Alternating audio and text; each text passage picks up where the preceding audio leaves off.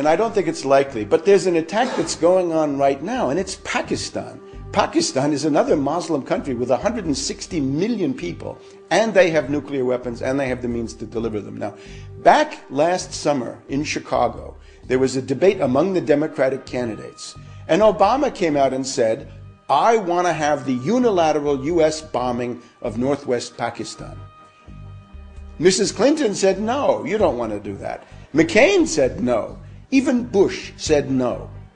And now the U.S. is doing what Obama demanded. The U.S. is bombing northwest Pakistan. And indeed, the U.S. and NATO troops and the Afghan troops are preparing to invade Pakistan across the Afghan border. Now, why are they doing that? This is the one part of the world where they still talk about bin Laden, Al-Qaeda, the war on terror, all of this idiotic mythology. Why are they doing it? They want to destroy the Pakistani central government. You probably saw the statement the other night from the Prime Minister of Pakistan, Gilani. He says, our national honor and sovereignty does not allow foreign troops to come into our country. And he's absolutely right. But the U.S. and NATO are now going to do that under the new policy. The goal is to destroy Pakistan. You see Iraq now carved into 3 parts. Pakistan will be into 4 or 5 parts. It'll be Sindh, Pashtunistan, Baluchistan, Waziristan, and on, and that will never end. That's the goal. Now, why are they doing that?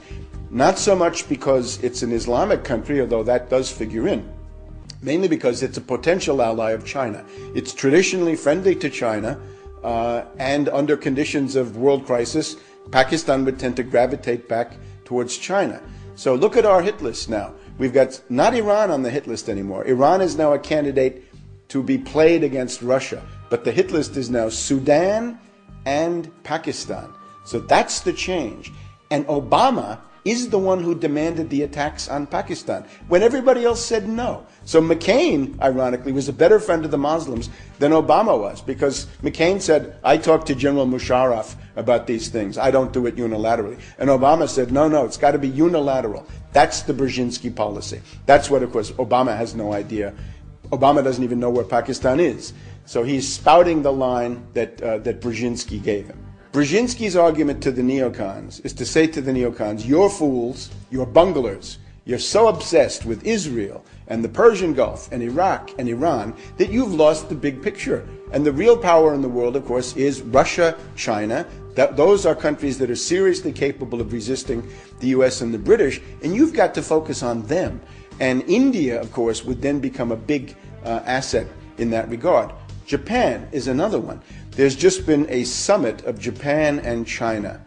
And the big question, of course, there was, would Japan become a staging area for the kinds of destabilizations of China that Brzezinski is planning? So the Japanese government, fortunately, has said no. The Japanese defense minister said that chaos in China would be the worst possible outcome for the interests of Japan. So it looks like Japan is saying no. Looks like Taiwan is saying no. They voted for the more reasonable party, the non-independence party that wants to have good relations with the mainland of China. The old KMT is now back in power. So everybody in the world is now in the process of choosing sides. Now, the point of having Obama is you've got the same old imperialism, and you're going to give it a facelift. You're going to give it cosmetic surgery. And one goal is to have that face for Africa. Let me just do Africa for a second. The goal in the case of Africa is to kick the Chinese out. It's to deprive China of the oil. We've seen it with Sudan. Oil, raw materials, minerals, and other things that they get from China. Ultimately, Brzezinski would like to isolate China, encircle it, and then reach a point where China would have nowhere to turn for oil except the Russian oil wells in eastern Siberia. In other words, the end product of this entire policy is to play China against Russia and get rid of both of them, destroy both, and then the U.S. and the British can settle in for another 100 years of world domination. Now, there's also an angle for Europe, though. The idea, of course, is that with Bush or McCain, the U.S. is disliked, the policy is discredited, nobody wants to go along with this. The demagogy of Obama is that with this new face, somehow you can now get throngs and throngs of young dupes and individuals who have really no clue what they're doing to support this stuff. In other words, Obama wants Europe as a tool against Russia. And I would urge you, don't go there. Realize that that is what you're being offered, and don't do it. And if Obama comes from London to Paris to Berlin, it would be important for people to go out there and say, well, or not to go out there and say, we don't want any part of this. This is the policy that Brzezinski's been following. NATO expansion, far beyond the lines that were agreed on back in 1990 and 1991. You may remember there was an agreement that said the U.S. would not even go into East Germany. And now we're all the way to Lithuania and Georgia and Ukraine and all these places. Now, what we're headed into is a Polish missile crisis. You had the Cuban Missile Crisis in 1962. That was bad enough. The Polish missile crisis is going to be worse because there are elements in Poland, there are elements in the Czech Republic. There's even an element in Lithuania. There's a forward tentacle of that system in Lithuania, right on Russia's doorstep. What is the goal of that? It is the ability to have a first strike, surprise attack, to destroy the Russian nuclear deterrent on the ground, and then the second strike launched by the Russians can somehow be suppressed by these missiles in Poland. So it is a step towards World War III. And it is Brzezinski, another angle that goes with it. The independence of Kosovo, under what amounts to a criminal organization, in my view, is another one of Brzezinski's projects. And this, of course, is designed as an affront to Russia. Today we have the indictment of the capture of this guy, Karadzic. Karadzic is a very bad guy, but why now? And what's the goal? This is designed to further inflame relations with Russia, even as war between Russia and Georgia comes on the horizon. So this is now a full strategic envelopment. This is not just Iraq and the Persian Gulf. This is now a worldwide strategy. And again, the mind of it is Brzezinski. This is already being implemented in the United States. I better point that out too. You think you see Bush and Cheney as the leaders of the United States. They're not. They're gone. They're finished.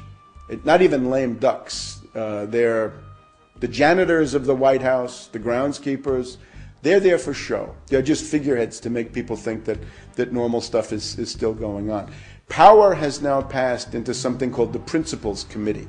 And it's just the leading government ministers, the secretaries of the main executive departments, an interministerial committee, if you will. Rice of the State Department, Gates of the Pentagon, Paulson of the Treasury.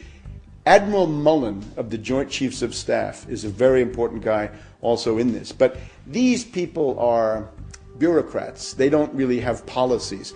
The policies that they're carrying out are from Brzezinski, and that is no attack on Iran, make a deal with North Korea.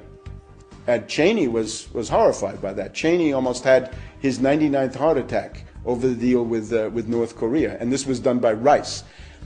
But attack Pakistan, get ready to attack Sudan, get ready to attack Zimbabwe, get ready to attack Burma. In many cases, it's done under humanitarian considerations. It's not bin Laden, Al-Qaeda. Pakistan is the exception. But in most of these places, like Sudan or Zimbabwe, it's human rights. Goes back to Carter, right? Goes back to the time when Brzezinski was running the National Security Council. So what you've got is a shift. Instead of having imperialism with right-wing slogans, you've got imperialism with left-wing slogans. But the content is either the same or, I would argue, worse. Because the neocons had one benefit. They picked on relatively defenseless states. In other words, everybody knew there was no way that Iraq could strike the United States directly. It's not even easy to see how Iran could strike the U.S. directly. But when you get to Russia and China, that looks very different, doesn't it? Because now there are intercontinental ballistic missiles and H-bombs, and they can defend themselves, and they will. So the neocon game is over, but you can see that at least they had some limits to their insanity, whereas with Brzezinski, the insanity is essentially unlimited.